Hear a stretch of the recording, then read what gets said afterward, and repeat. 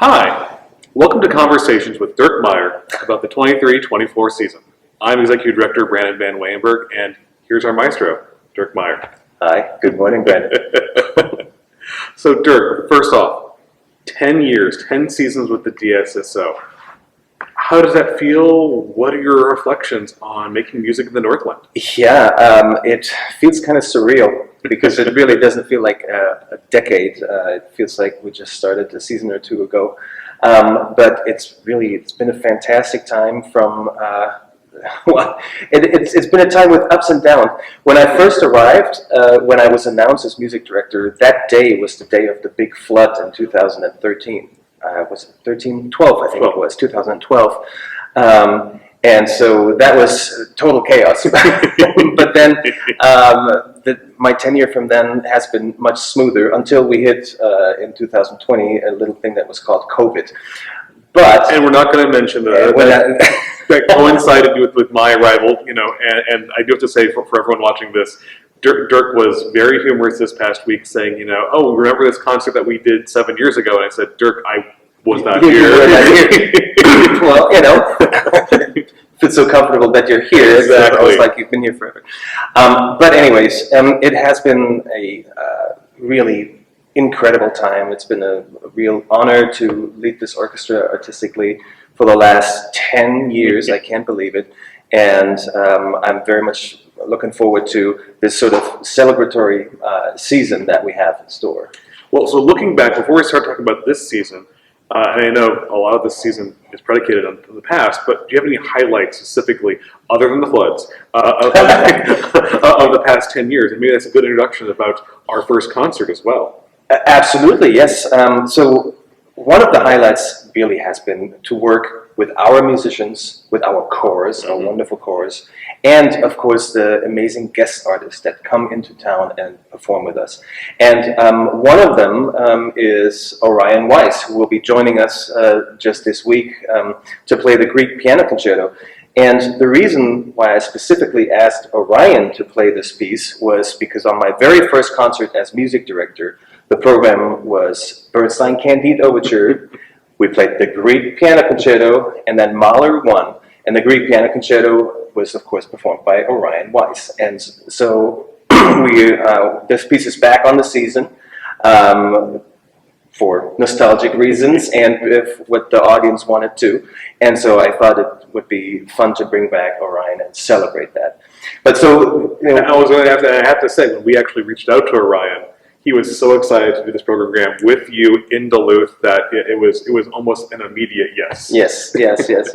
And so, folks like him, or when we did the Beethoven Concerto with Peter Serkin, that was just incredible to work with artists like that. Lynn Harrell coming into town and playing the Dvorak Cello Concerto. And of course, Aaron Aldridge. I've performed with Aaron Aldridge, I think every year, a concerto with her. And it's wonderful to have talent like her in our orchestra that we can feature. During COVID especially, we featured a lot of our orchestral musicians as soloists as well. That was really fun and very, very memorable. And I mentioned our chorus.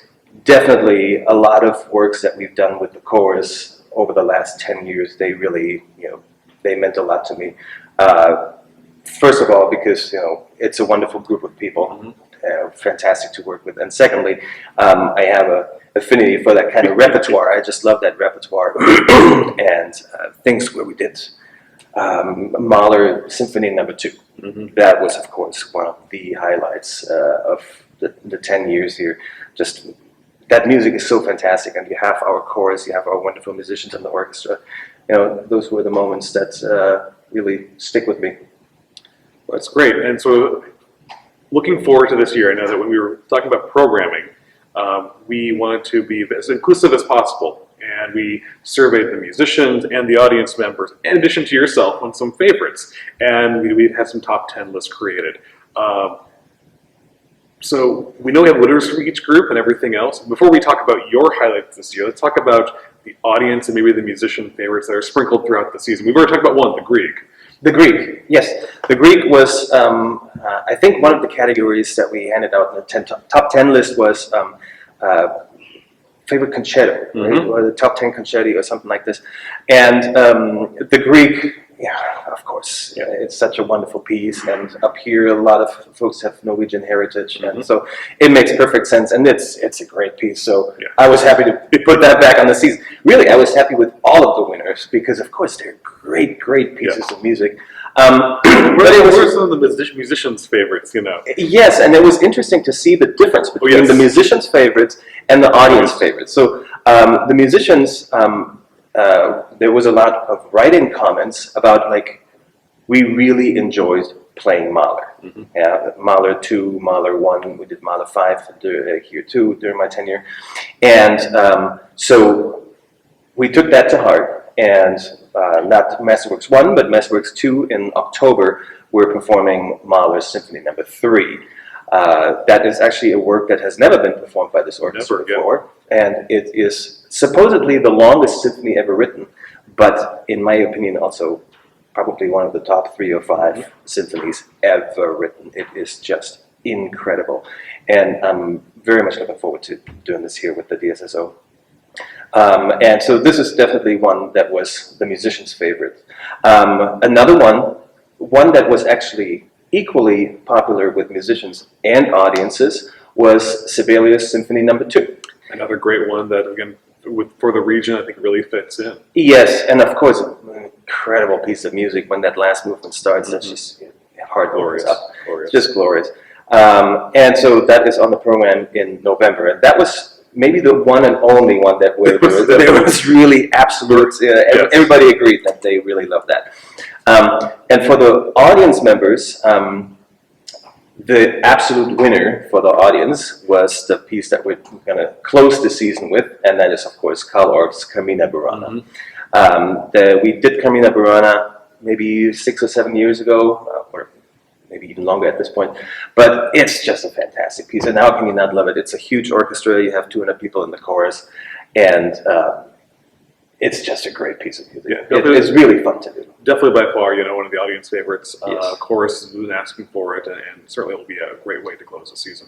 Absolutely. I also do remember that there was a couple of things on there about sort of we talked about things we haven't done before as an orchestra. Mm-hmm. And last year, our intentional programming, we had 50% of the music on the Masterwork series we had never performed as an orchestra before, and we have that exact same mentality this year. Yes. So going into this, looking at the winners from each group and then how do we balance it, is what have our artistic plans been about, really, and then celebrating these unheard voices. Yes, so last season was the first season of what we came up with as sort of a 3-year artistic plan, a 3-year artistic project, if you want.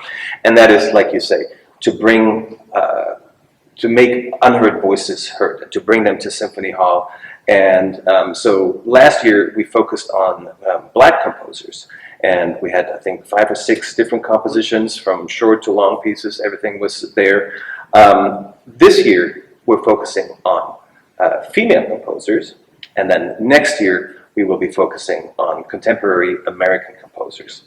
And so the female composers this year, there's so much interesting repertoire out there. It's really incredible.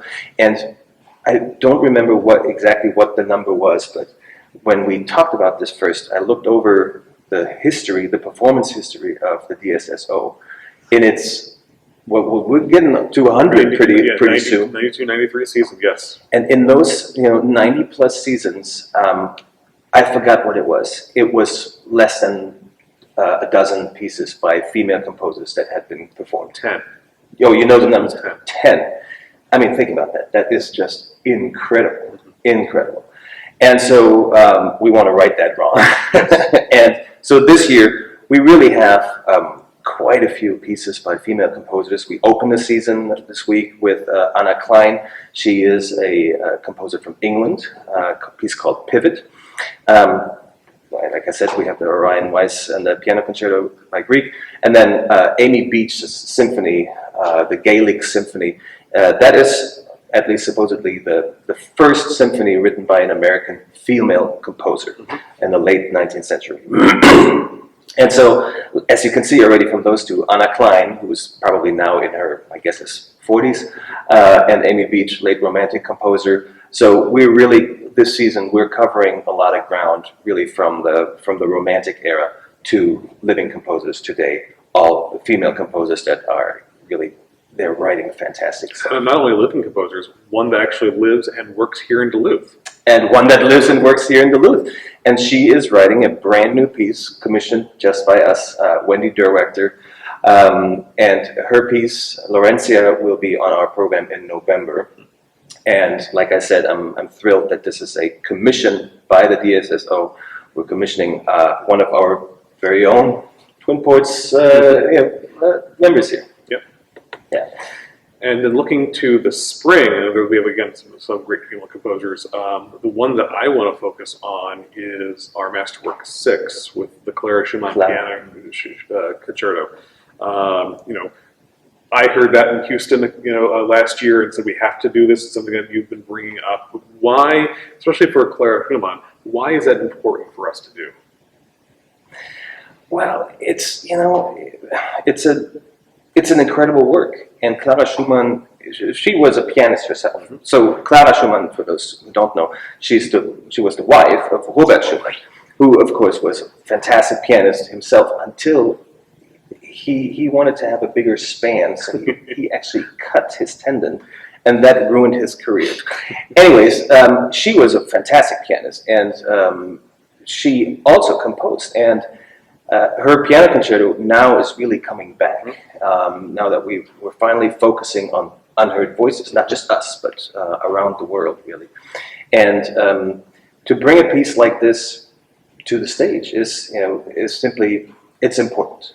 It's probably never been performed here. Definitely hasn't. Yeah, and Anna Shelest is coming. She's a Ukrainian-American pianist to perform this work, and I think it'll be special to bring back a piece like this. We're focusing on new works, but we're also we're digging out those masterpieces from the past that have been ignored way too long. Yeah, I totally agree, and this is again a great thing for us to do. Again, our community has been hungry for it. Definitely last year we got a lot of compliments about expanding the musical vernacular that we do on stage, and again pieces like the Schumann Piano Concerto and Lenny Derwachter's world premiere are going to be great to be added into the repertoire.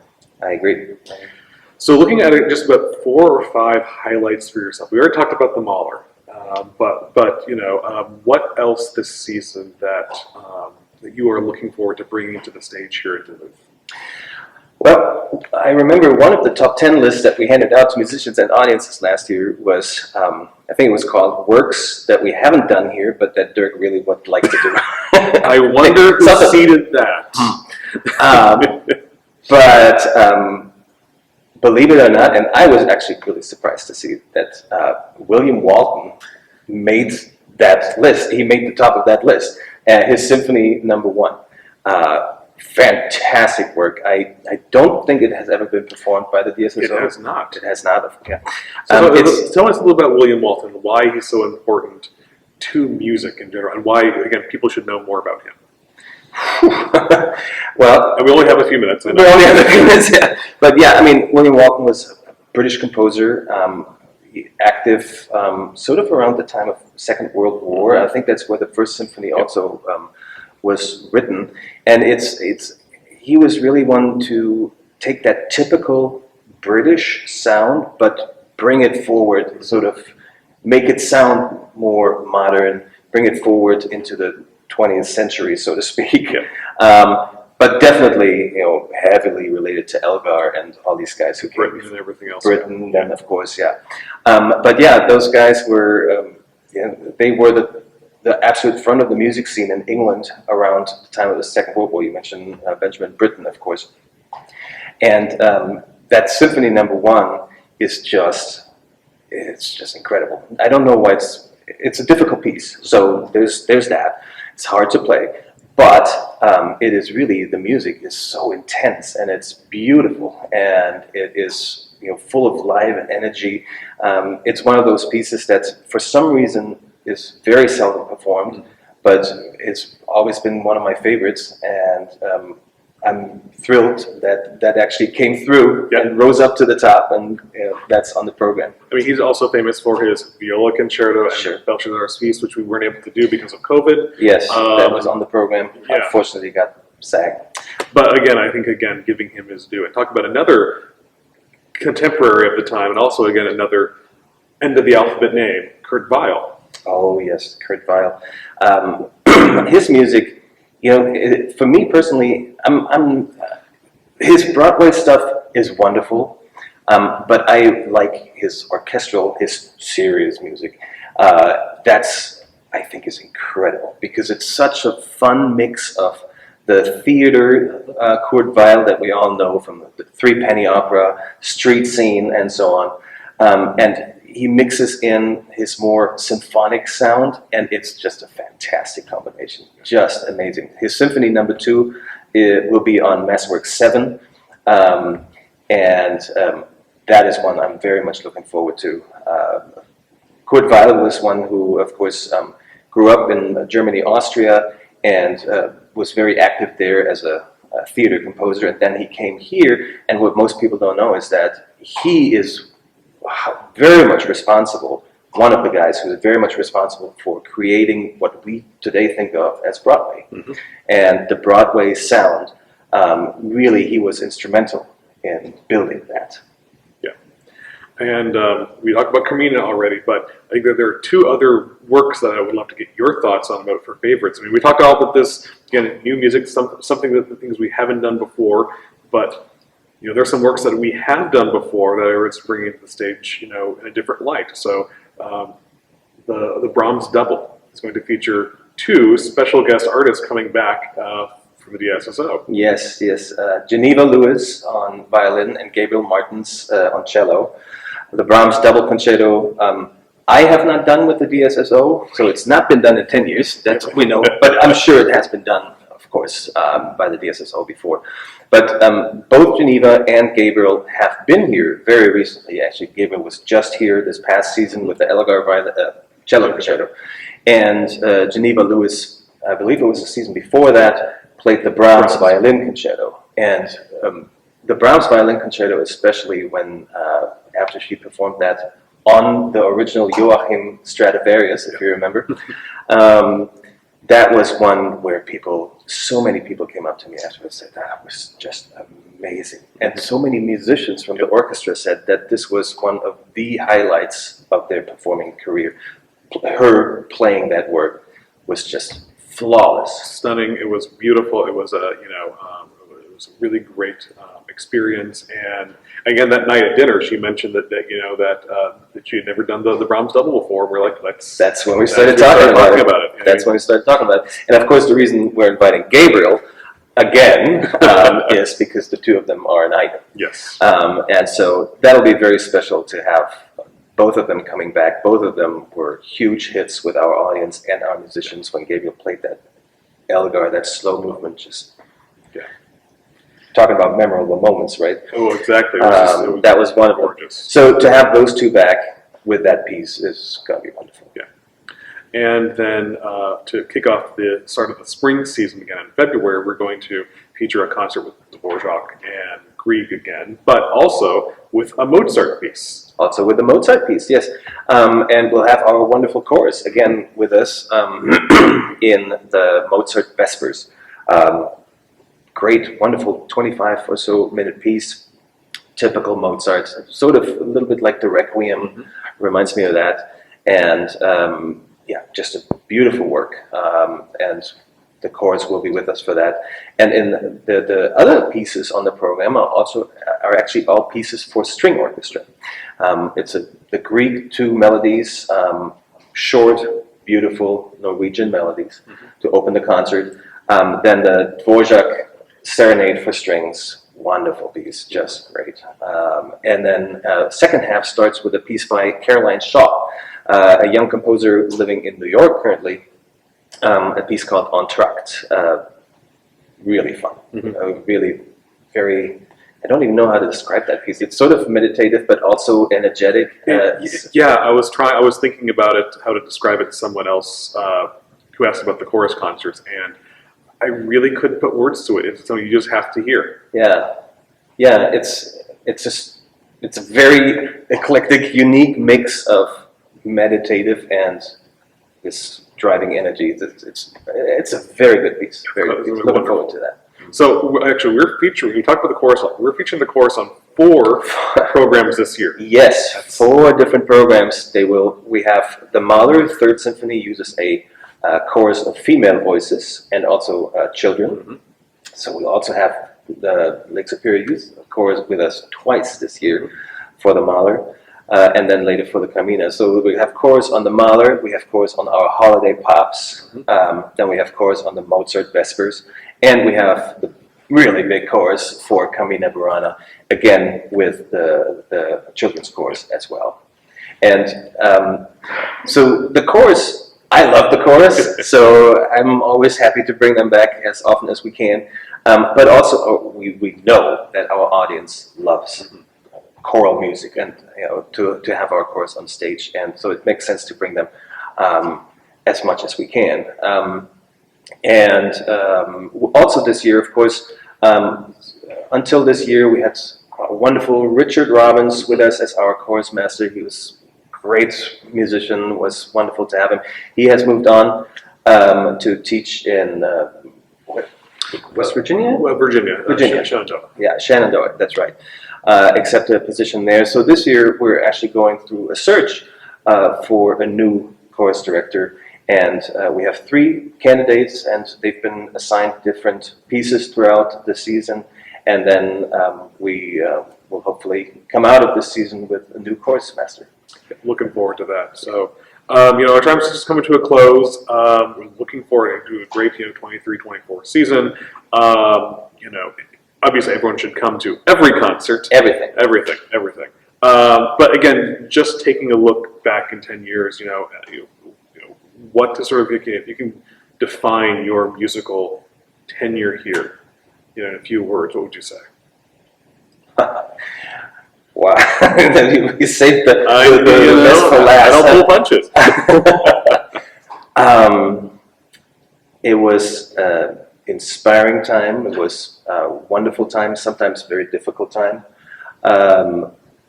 But all in all, just a incredibly satisfying, artistically and also personally, incredibly satisfying and valuable time for me that, just has really formed me for sure as who I am as a musician and as a human being too. Well, thank you for being a musical leader, and thank you, audience members, for enjoying, 1, 10, all of the years that Dirk has been here, and we look forward to many more years and many more programs. Don't miss any concert. Looking forward to seeing you in Symphony Hall.